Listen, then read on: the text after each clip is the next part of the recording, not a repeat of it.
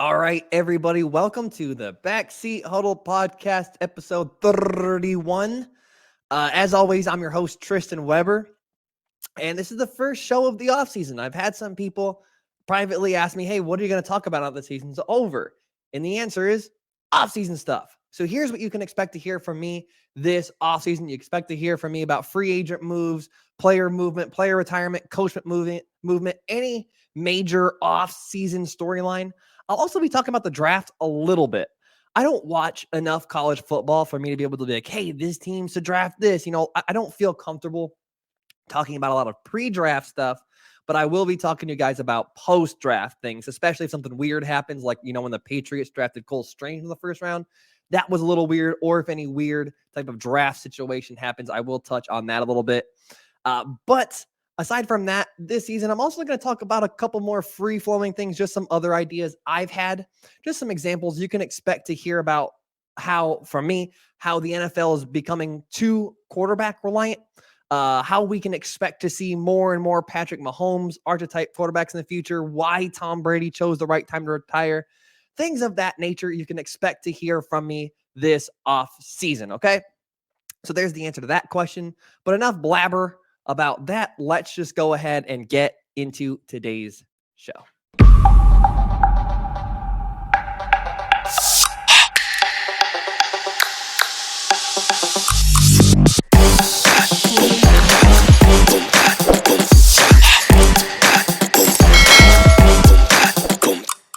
All right, so I'm going to start today's show off by talking about Eric Bieniemy, because this storyline really rankles me and rubs me the wrong way. Now, to start, I'm not going to act like I'm a huge Chiefs fan. I'm not going to act like I've watched every Chiefs game, and I'm not going to be up here saying how Eric Bieniemy is the greatest offensive coordinator ever, and he's the best this, best that, because I don't really know Eric Bieniemy like that. But Eric Bieniemy deserves a shot at being a head coach, and I think what he's having to go through is a little bit wrong. Okay, it seems as though the argument against Eric Bieniemy is that he's been the offensive coordinator for Kansas City while they've had Patrick Mahomes, Travis Kelce, and Andy Reid. And that's basically saying, that offense will work regardless. And that's such a weak argument. It's almost offensive, and there's no pun intended there. The argument seems to be that Patrick Mahomes is so great and Andy Reid is so great that any offensive coordinator could work under those guys, which I guess I could understand, but we haven't seen that affect other guys who have had excellent players. DeMeco Ryans and John Gannon, the former defensive coordinator for the 49ers and the Eagles, respectively, this season had arguably the two best defensive rosters in the NFL, and both landed head coaching jobs. So why wasn't a similar argument presented against them? And it's an offensive league, and they're defensive guys, and they're arguably coaching the wrong side of the ball in today's game, and they still got a shot.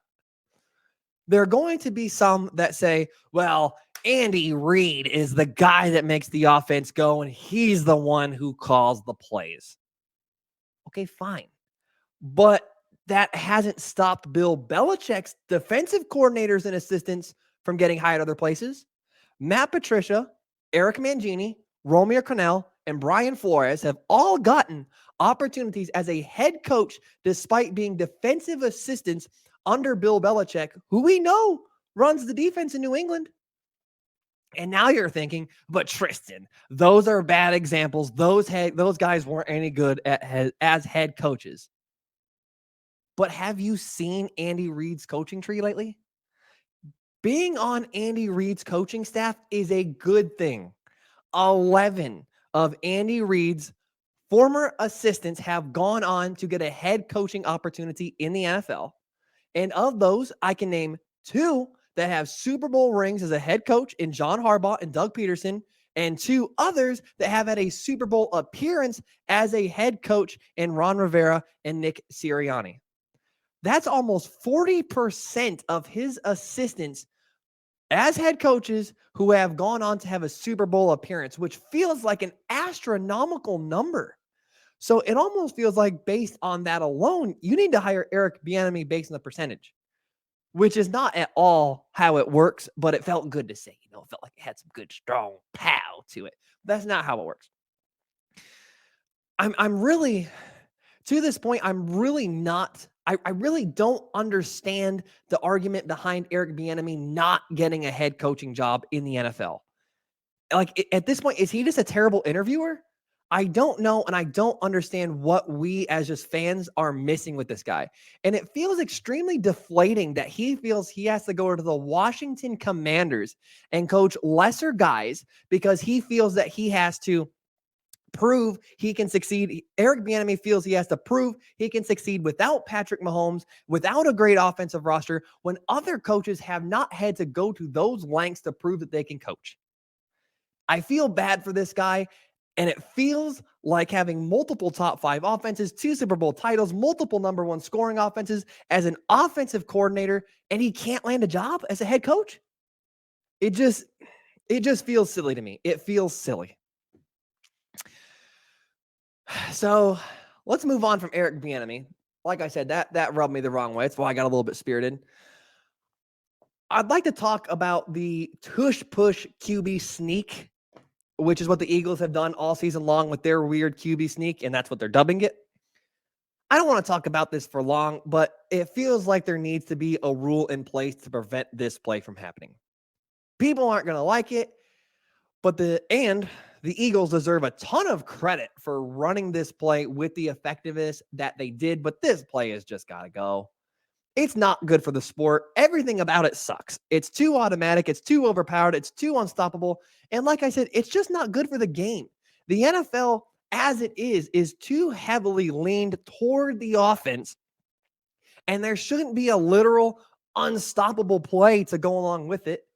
Let's put it in perspective. If there was 5 downs instead of 4, the Eagles could probably just run that play over and over and over and over again and nothing else and still put up points and win the game. It just doesn't feel good in the spirit of the game to have something that feels automatic on short down purposes. If it's 4th and 1 with the game on the line and the offense comes out ready to run this play, it shouldn't just take all the wind out of the stadium because you know it's coming and you know it's going to work.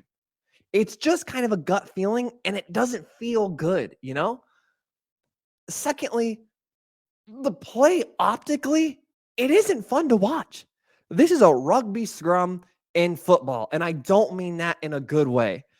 I was watching the Super Bowl with a few guys who don't really watch football, and on more than one occasion while the Eagles were running this play, I had to explain to them where the ball was, who had the ball was, who was running the play.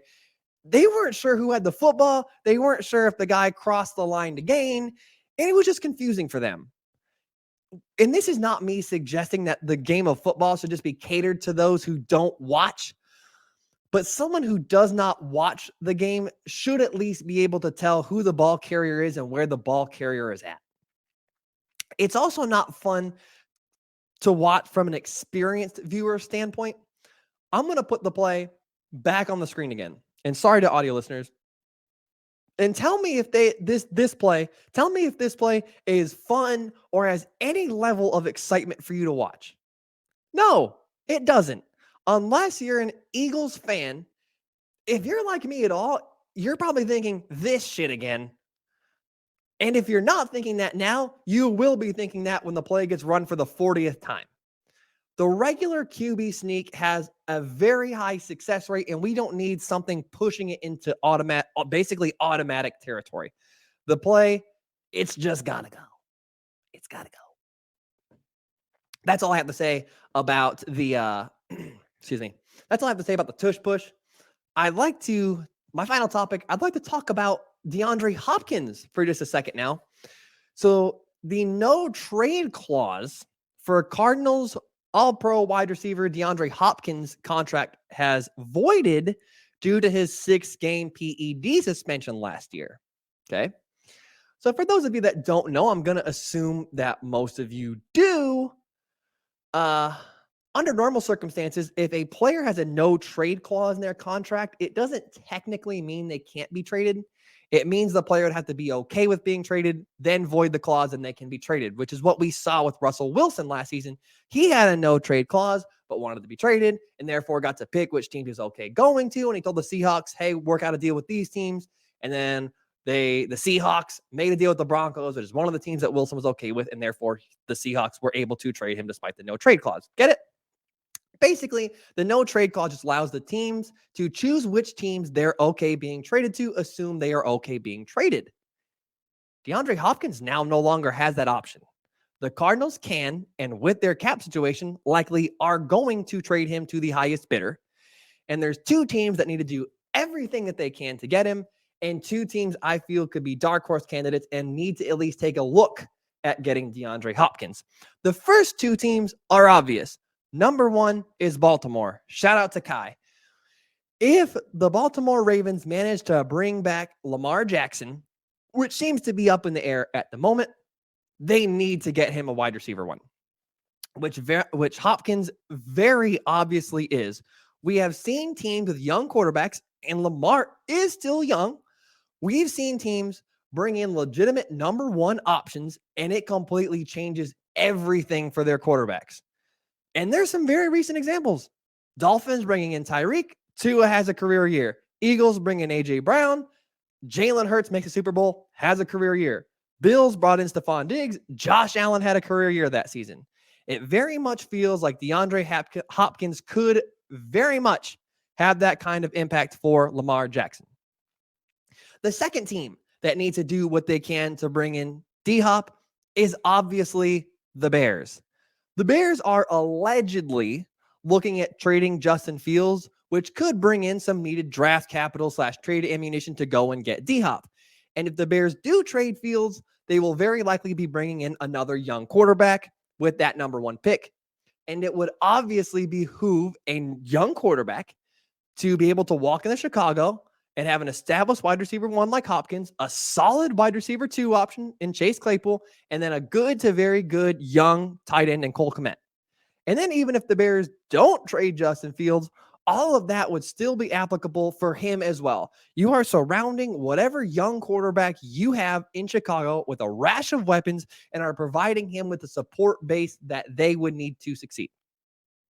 Those are the two obvious teams that need to go get him. Here's two teams I feel like should at least take a look at going and getting DeAndre Hopkins. Number one is the Los Angeles Chargers. The Chargers clearly have wide receiver weapons in Keenan Allen and Mike Williams, but those two have something in common. They're never healthy. So while DeAndre Hopkins would be perhaps an unneeded luxury in Los Angeles, he would at least bring some stability to that wide receiver room. The best ability you can have is availability, and Justin Herbert would at least have someone he can rely on being on the field. And apparently Hopkins is very interested in playing there as well. So it at least seems like a mutually good fit.